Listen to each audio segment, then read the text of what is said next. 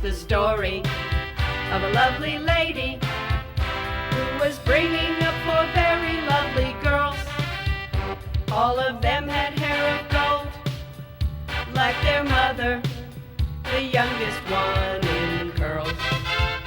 Here's the story of a man named Michael who was busy with the boy, the only one. They were two men living with five women, and yet they didn't run. Till the one day when the lady ran for Senate, and they knew that it was much more than a hunch, that this group must get their mom elected. That's the way they became the Nelson Bunch. The Nelson Bunch. The Nelson Bunch. That's the way they became the Nelson Bunch. Yes, Jane Nelson, this is your life. Oh, if life were that simple. But hey, I'm getting ahead of myself. Maybe we should turn back the clock a little bit and refresh your memory about our special guest. Born to Edna and Robert Gray in 1951, Jane learned from the best that the best life could offer started with a family foundation.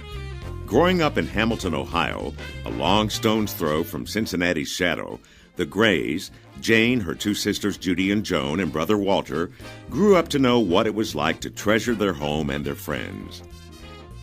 Her parents survived the Great Depression and World War II and proved they could survive the toughest trials ever put forth to a couple, parenthood. But to her credit, Edna instilled in all her children that education was more precious than gold and that it never lost its value. We think you'll agree when you hear the rest of Jane's Odyssey, because the proof is in the pudding. As Jane grew up, her father, a World War II veteran, supported his children in all their extracurricular activities. Jane, a state champion baton twirler, fondly remembers leading parades and out of the corner of her eye seeing her father marching along the sidelines every step of the way. Growing up in Hamilton, Jane learned from her parents that she needed to make her own way in the world.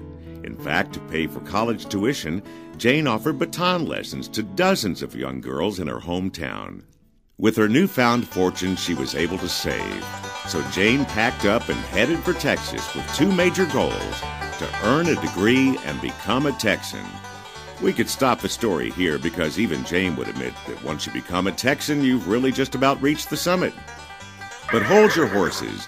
Jane's ambition took control and she achieved both goals, beginning college at the University of Texas at Arlington, where life took a dizzy turn for her as she met a wiry young man named Michael Nelson. Not sure if he was the cause for her to transfer to the University of North Texas, then called North Texas State, but one thing for sure happened: she was hooked. Okay, we'll fess up. She didn't transfer to get away from Mike, and in his words, he needed her. My first attraction to Jane was, believe it or not, she was a great cook.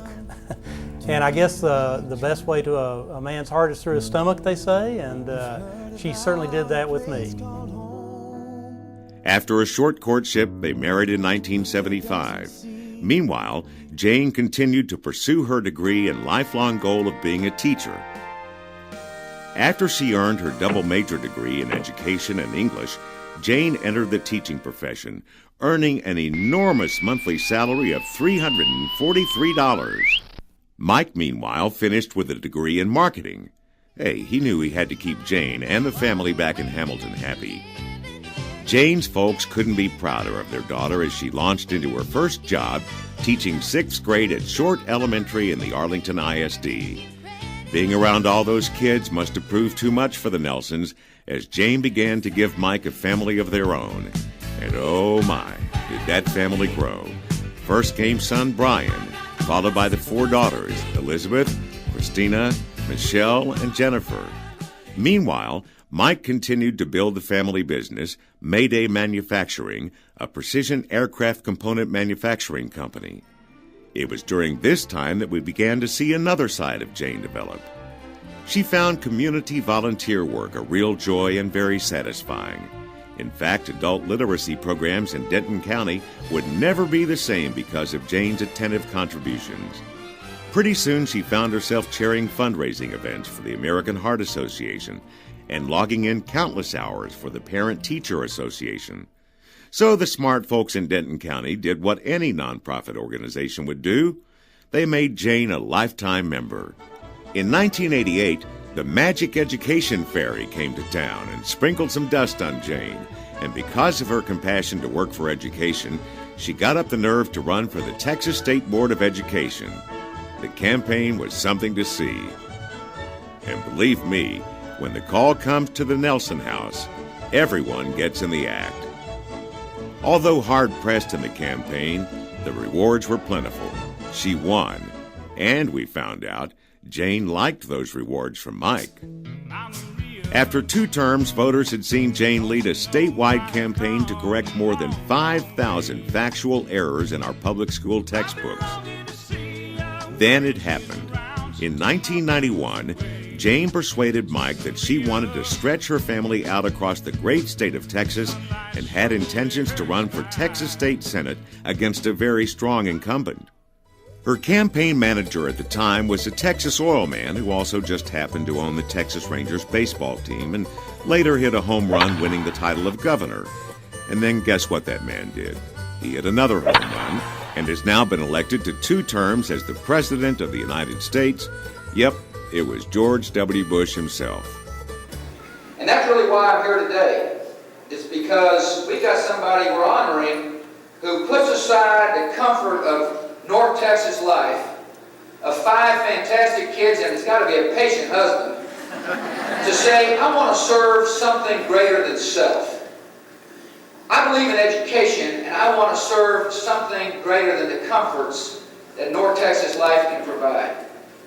And I think when somebody's willing to say that, someone who's honest and decent and cares, then we owe her a great debt of gratitude. And guess who those kids were right alongside Jane all the way?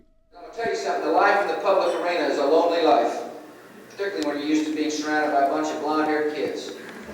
If she had a couple more, she could have played The Sound of Music. So long, farewell, auf Wiedersehen, adieu, adieu, adieu, to you and you and you. In a 13-county district that stretched from the DFW Metroplex across several rural counties, Jane became known as the Dairy Queen candidate. She was known to load up the family van, and with all 5 kids, bumper stickers, and yard signs, she migrated to most of the Dairy Queens in her district, doing what she does best, shaking hands and listening. It worked. Her region listened and answered her call with an overwhelming 63% of the vote and her seat in the Texas Senate. In the Texas Senate, no one's done it better. Jane rose through the ranks to become the first female Republican to serve as chairman of a standing Senate committee. And currently, she's chairman of the Senate Committee on Health and Human Services and is the 2nd highest-ranking Republican in the Texas Senate. For 13 years, Tarrant County has been blessed by the leadership of an individual that I consider a good friend and a great Texan, Senator Jane Nelson. Senator Nelson has put her experience as a small business owner and a former teacher to use in the legislature, helping lead the fight to improve education, strengthen our job climate, so that all Texans can have access to the opportunities of tomorrow. You know, today, as a result of her leadership, more Texans have access to higher quality health care, doctors and businesses have greater protection from frivolous lawsuits, and vulnerable children and elderly adults are safer from neglect and abuse. Senator Nelson, thank you for the work that you're doing to make the future brighter for millions of Texans. And may you continue to change Texas for the better for many years to come. God bless you. And still, it all comes back to the family relationship she has with those at home. Hello world, hear the song that we're singing. Come on, get happy. A whole lot of loving is what we'll be bringing. We'll make you happy.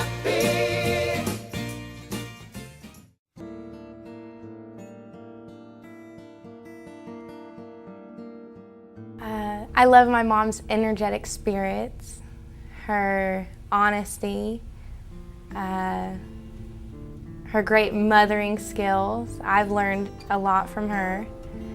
I'd say her best traits are her honesty and her powerful will to do what she feels is right. She's so much fun. You could be in a sad mood, a mad mood, it doesn't matter. She's so much fun, she can absolutely turn around the spirit of a room in 5 seconds. The traits that I feel are her best traits would probably be her honesty, above all else, her integrity, and her determination.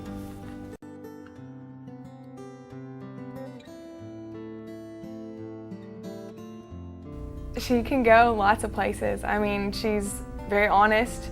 She has, the potential to do a lot. I think she could do whatever she wanted. Having 5 kids can prove how much she cares about the kids of Texas, and I'm sure with whatever she does for the rest of her life will have to do with kids and education. So, I see my mom's future as a great grandmother. She could do whatever she wanted to do. It's difficult to say. She's gonna, she paves her own road, and she's gonna do whatever she feels is right and whatever she wants to do. I would say the future probably holds a lot of grandchildren, a lot of pride in what she's done and what she's accomplished.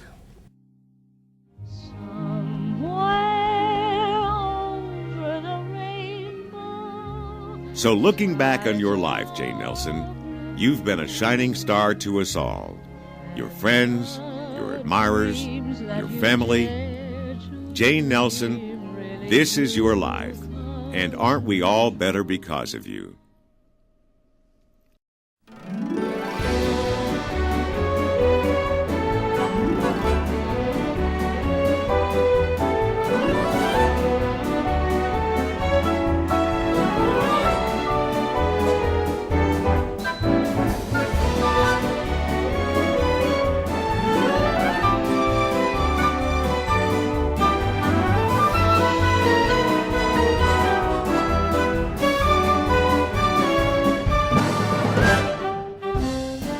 She was a fantastic mother, and now she's a great grandmother.